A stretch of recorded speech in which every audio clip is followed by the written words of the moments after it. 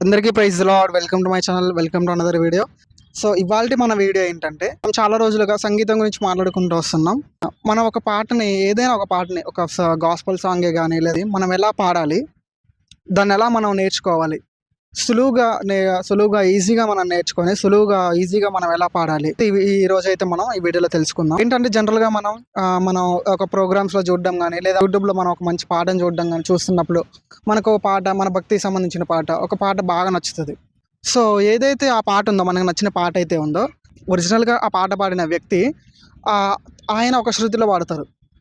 అది ఒక శృతిలో ఉండి ఉంటుంది, ఒక రాగంలో ఉండి ఉంటుంది. సో అదేంటంటే ఆ రాగంతో, ఆ వాయిస్‌తో ఆ వ్యక్తికి సెట్ అవుతది. కానీ మనకు అది సెట్ కావదు. సో జనరల్‌గా ఏంటంటే ఆ పాట అతను పాడినట్టుగా మనం గూడా పాడాలి. మనం గూడా మంచిగా అట్లా పాడాలి అని ఉంటది. అట్లా మనకు గూడా అవకాశం వచ్చినప్పుడు సేమ్ అట్లా మంచిగా పాడాలి. ఆ పాట పాడాలి. ఆ పాట చాలా బావుంది, నచ్చిందనుకోని పాడాలనుకుంటాం.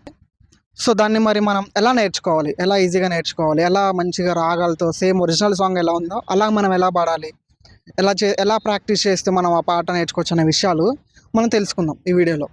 సో వీడియోలోకి వెళ్ళబోయే ముందు, ఆ వీడియో చాలా ఇంట్రెస్టింగ్‌గా, చాలా ఉపయోగకరంగా ఉంటుంది కాబట్టి వీడియోలోకి వెళ్ళబోయే ముందు అందరికి ఒక చిన్న రిక్వెస్ట్ ఏంటంటే, వీడియోని అందరూ లైక్ చేయండి. మీరు లైక్ చేయడం వల్ల మనలాగా మ్యూజిక్ అంటే ఇష్టం ఉన్న వాళ్ళు, మనలాగా మ్యూజిక్ నేర్చుకోవాలనుకునే వారికి వీడియో రికమెండ్ అయ్యి వాళ్ళు కూడా చూసి తెలుసుకోవడానికి అవకాశం ఉంటుంది. సో కాబట్టి లైక్ చేసి సపోర్ట్ చేయండి. ఇంకా లేట్ చేయకుండా మనం త్వరగా మీకు ఎలా మనం ప్రాక్టీస్ చేయాలనేది ఇంకా లేట్ చేయకుండా మనం టాపిక్‌లోకి వెళ్ళిపోదాం. ఓకేనా? సరే, ఇప్పుడు మనం ఏదైతే నేర్చుకోవాలనుకున్న ఒక పాట అయితే ఉందో, ఆ పాట అనేది కొంచెం ఆ పాట అనేది వేరే శృతిలో ఉంటది. మన శృతి అనేది వేరేలా ఉంటది. ఓకే. అంటే మన వాయిస్ అనేది వేరేలా ఉంటది. ఒరిజినల్‌గా ఆ పాట పాడిన వ్యక్తి వాయిస్ అనేది వేరేలాగా ఉంటది. సో అలాంటప్పుడు మనం ఆయన పాడినట్టుగా మనం ఎలా పాడాలంటే, ఫస్ట్ మన వాయిస్ ఏంటో మనకు తెలియాలి. మన గాత్రం ఏంటో మనకు తెలియాలి. అంటే మన వాయిస్ ఎలా ఉంది? కొంచెం గంభీరంగా ఉందా? మీడియంగా ఉందా? సన్నగా ఉందా? మృదువుగా ఉందా? అనేది మనకు తెలుసుకోవాలి ఫస్ట్. మన గాత్రం అనేది గంభీరంగా ఉందా? సన్నగా ఉందా? మిడ్ రేంజ్‌లో మధ్యస్థంగా ఉందా? అనేది తెలుసుకోవాలి మనం. ఎందుకంటే మన వాయిస్ ఏంటో మనం తెలిసినప్పుడు ఆటోమేటిక్‌గా మనం ఆ పాట అనేది పాడగలుగుతాం. సో ముందు మన వాయిస్ మనకు తెలియాలి. మన వాయిస్ ఏంటో మనకు తెలియాలి. సో ఓకేనా? సో దాన్ని మనం ఎలా నేర్చుకోవాలి ఏంటనేది చూద్దాం ఒకసారి. సో ఫస్ట్ ఏంటంటే, ఫస్ట్ మీ గాత్రాన్ని మీరు తెలుసుకోండి. ఎలా అంటే మీది గంభీరంగా ఉందా? మధ్యస్థంగా ఉందా? సన్నగా ఉందా? అనేది మీరు తెలుసుకోండి. తెలుసుకున్న తర్వాత మనకంటూ ప్రతి వ్యక్తికి ఒక శృతి ఉంటుంది. ఓకేనా? ప్రతి వ్యక్తికి ఒక ఒక ఒక సంగీత ఒక శృతి అనేది, ఒక నోట్స్ అనేది ఉంటుంది. అంటే మీరు తెలుసుకున్న తర్వాత మీరు ఆ శృతిలో ప్రాక్టీస్ చేయండి ఫస్ట్. ఓకేనా? మీరు ఏదైతే పాటను మీరు నేర్చుకొని పాడాలనుకుంటున్నారో, ఆ పాటను మీరు ఫస్ట్ మీ శృతి అనేది ఉంటది. అంటే మీ రేంజ్ ఆ శృతిలో మీరు ఫస్ట్ ప్రాక్టీస్ చేయండి. ఫస్ట్ మీరు ఆ శృతిలో మీరు ప్రాక్టీస్ చేస్తే, ఆ శృతిలో మీరు కరెక్ట్‌గా పాడగలిగారు అనుకోండి. ఆ శృతిలో మీరు కరెక్ట్‌గా పాడగలిగారు అనుకోండి. పాడగలిగితే ఆ శృతిలో మీకు అనుకూలంగా ఉండే వాయిస్‌లో మీరు పాడగలిగారంటే, మీరు మనం ఒక నేర్చుకునే పాట, మనకేదైతే ఇష్టమైందో ఆ పాట కొంచెం మనకంటే హై రేంజ్‌లో ఉన్నా గూడా, హై పిచ్‌లో ఉన్నా గూడా మనం దాన్ని పాడగలుగుతాం. ఎలా? మన వాయిస్‌లో, మన శృతిలో కంఫర్టబుల్‌గా పాడొచ్చనమాట. సో అందుకనే మనం ఏదైనా పాటని మనం నేర్చుకోవాలి, పాడాలనుకున్నప్పుడు మన శృతి మనకు తెలియాలి. అంటే మన వాయిస్ ఏంటో మనకు తెలియాలి. మనం ఏ రాగంలో పాడగలుగుతాం, ఏ స్థాయిలో పాడగలుగుతాం. అంటే కొంచెం లో రేంజ్‌లో పాడగలుగుతామా? హై రేంజ్‌లో పాడగలుగుతామా? మిడ్ రేంజ్‌లో మనం పాడగలుగుతామా? మన వాయిస్ ఏ రేంజ్‌లో పాడితే కంఫర్టబుల్‌గా వస్తుంది, మనం పాడుతున్నప్పుడు కంఫర్టబుల్‌గా, ఎటువంటి స్ట్రెస్, ఇబ్బంది లేకుండా పాడగలుగుతున్నాం అనేది మనం అబ్జర్వ్ చేయాలి.